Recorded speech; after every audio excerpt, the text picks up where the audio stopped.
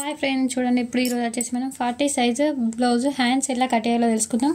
ఇది వచ్చేసి మనకి సైజు బ్లౌజ్ హ్యాండ్స్కి అయితే మనకు అతుకులు అయితే పడతాయి కదా, అందుకే ఇప్పుడు మనం అతుకులు రెండు పక్కల కాకుండా ఓన్లీ వన్ సైడ్ పడేటట్టు చాలా ఈజీగా జాయింట్ చేసుకునేటట్టు మనం అయితే హ్యాండ్స్ని మంచిగా కరెక్ట్ అడ్జస్ట్ చేసుకొని అయితే కట్ చేసుకుందాం. చూడండి, ఫస్ట్ నేను హ్యాండ్స్ని డబుల్ ఫోల్డ్ అయితే వేసాను.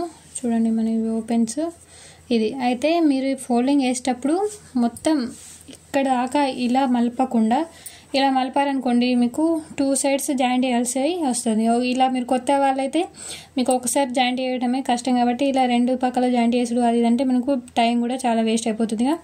సో మనం ఇలా కట్ చేసామంటే మనకు బ్లౌజ్ ఓన్లీ వన్ సైడ్ మాత్రమే జాయింట్స్ అయితే పడతాయి. ఫ్రెండ్స్ చూడండి, ఇప్పుడు నేను దీన్ని ఇది మనకు ఇంత వచ్చింది కదా, దీన్ని అయితే ఇంతవరకు ఇంత అయితే ఇంత మీరు బ్లౌజ్ను మీ ముందు బ్లౌజ్ మీద పరుచుకొని మీకు చూస్తే మీకు ఆల్రెడీ అర్థమైపోతుంది మీకు ఎంత క్లాత్ అనేది వదిలేయాలి, ఎంత ఉంచాలని. చూడండి, నేనైతే బ్లౌజ్ను నేను మీద పరుచుకుంటున్నాను.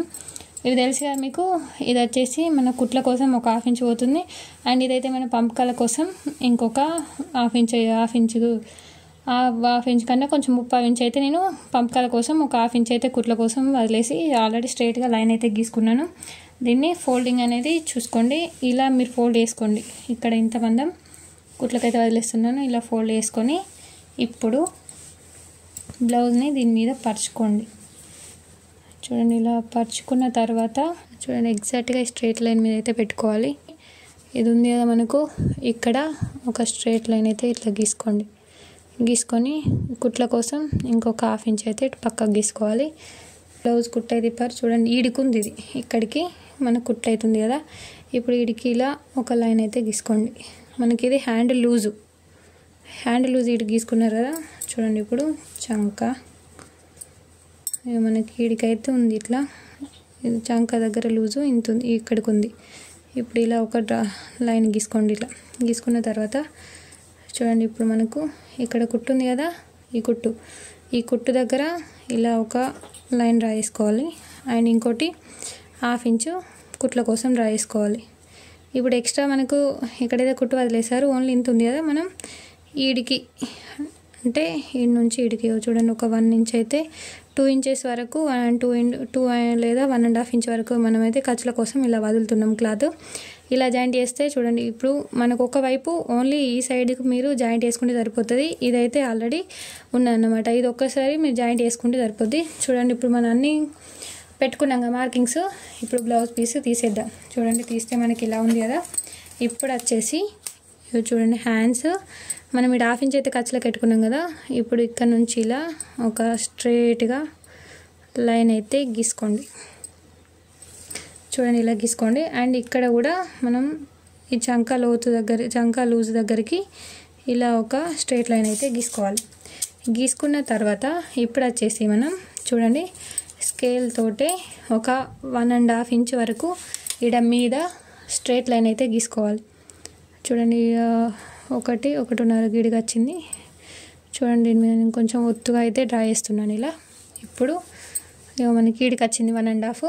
ఇప్పుడు ఈ నుంచి ఈ చంక లూజ్ దాకా అయితే ఇలా ఒక క్రాస్గా మార్కింగ్ అయితే వేసుకోవాలి. ఇలా మార్కింగ్ వేసుకున్న తర్వాత ఇప్పుడు మనం హ్యాండ్ షేప్ అయితే డ్రా చేసుకుందాం. చూడండి, ఇప్పుడు ఇలా వేసినాం కదా, ఇక్కడ 1.5 ఇంచ్ వరకు స్ట్రైట్ గీసి ఇప్పుడు ఈడికెళ్ళి ఇటు క్రాస్ గీసుకున్నాం కదా. ఇప్పుడు వచ్చేసి మనం హ్యాండ్ షేప్ కోసం చూడండి ఇలా మెల్లగా ఈడ రౌండ్ దింపుకుంటూ దీనికి రెండింటి మధ్యలో హాఫ్ మీరు కరెక్ట్ కావాలంటే కొలుచుకోండి, లేదంటే మీకు ఇలా చూస్తే కూడా అర్థమైపోతుంది హాఫ్ ఎక్కడుందో. చూడండి, ఇలా ఇక్కడ మనకు ఈ సగానికి ఇలా ఒక ఫోల్డ్ ఇట్లా ఒక మార్కింగ్ అయితే గీసుకొని ఇలా రౌండ్గా ఇక్కడ నుంచి ఇటు అండ్ ఇటుకి వచ్చిన తర్వాత ఇటు నుంచి ఇటు కొంచెం లోపలికి గీసుకొని ఇటైతే స్ట్రైట్గానే ఉండాలి. చూడండి, ఇప్పుడు మనం డ్రా చేసుకున్న విధంగా కట్ చేసుకున్నాం. ఇలా స్ట్రైట్గా కట్ చేసుకోవాలి ఇంతమందం. చూడండి, ఇక్కడ షేప్ కోసం ఇలా మనం ఎలా అయితే డ్రా చేసుకున్నామో ఆ విధంగానే మనం కట్ అయితే వేసుకోవాలి, ఇటు లోపలికి ఇటు. చూడండి, ఇటైతే ఖచ్చితంగా స్ట్రైట్, దీన్ని మనం ఏం కూడా కదపద్దు ఫ్రెండ్స్. ఇప్పుడు ఇక్కడ మనం ఇటు ఒకవైపు జాయింట్ కోసం అయితే పెట్టుకున్నాం కదా, ఇది ఇలా ఉంచండి.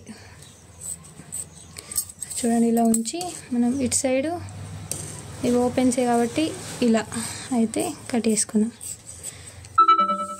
చూడండి ఇప్పుడు మనం ఈ పీస్కి అయితే మనం ఓన్లీ వన్ సైడ్ అయితే జాయింట్ అయితే వేసుకోవచ్చు. చూడండి ఇటు సైడ్ మనం ఒక క్లాత్ అయితే జాయింట్ వేసుకుంటే సరిపోతుంది. అండ్ మనం లోతు కూడా తీసుకున్నాం. ఇప్పుడు చూడండి లోతు తీసుకోవడం కోసం అయితే ఈడ 1.5 ఇంచ్ దగ్గర ఒక స్ట్రైట్ లైన్ తీసుకున్నాం కదా ఇక్కడికి. అండ్ ఇది చంక లోతు కదా, వీటికి ఇప్పుడు స్ట్రైట్ అవుతుంది కదా. సేమ్ దీని మిడిల్ పార్ట్లో ఈ నుంచి ఇడికి మనం మిడిల్కి అయితే ఇలా మిడిల్ ఉంది కదా, దీనిలో ఒక 1/2 ఇంచు ఇలా వీడికెళ్ళి కొంచెం కొంచెంగా ఇట్లా డ్రా చేస్తూ ఈడ 1/2 ఇంచ్ వరకు ఇలా పెట్టేసి ఈడ మళ్ళీ కొంచెం కొంచెం ఇట్లా పెట్టేసి దీన్ని ఇటు కలిపేయాలి. ఇక్కడ ఒక 1/2 ఇంచు ఇట్లా ఒక లైన్ గీసుకోండి. స్కేల్ తోటైనా ఇట్లా మార్కింగ్ చేసుకోవచ్చు. మీకు 1/2 ఇంచ్ ఎంత వరకు వస్తుందని చూడండి, ఇంత వచ్చింది కదా. ఇలా మార్కింగ్ వేసుకొని ఇలా కొంచెం కొంచెం డ్రా చేసుకుంటూ మళ్ళీ ఇటు లోపలికి అటు సైడ్ స్ట్రైట్ లైన్ని అది అంతే ఉంచాలి ఫ్రెండ్స్, దాన్ని ఏం కదపకూడదు. చూడండి ఇక్కడ స్ట్రైట్ లైన్ అవుతుంది కదా, ఈ నుంచి ఇలా కొంచెం కొంచెంగా చూడండి నేను ఎలా గీస్తున్నానో అలా.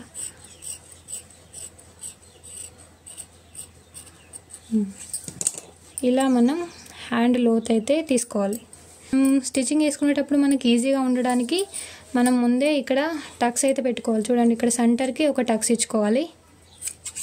అండ్ మనం హ్యాండ్ లోతు తీసుకున్నాం కదా, ఈ పార్ట్ మనకు ఖచ్చితంగా లోతు తీసుకునేది ఫ్రంట్ పార్ట్ రావాలి కాబట్టి ఇది మనకు కన్ఫ్యూజ్ కాకుండా ఉండడానికి ఇక్కడ కూడా ఒక ఇలా టక్స్ అయితే ఇచ్చుకోవాలి ఫ్రెండ్స్. చూడండి ఇలా టక్స్ ఇచ్చుకుంటేనే మీకు స్టిచ్చింగ్లో ఈజీ అవుతుంది.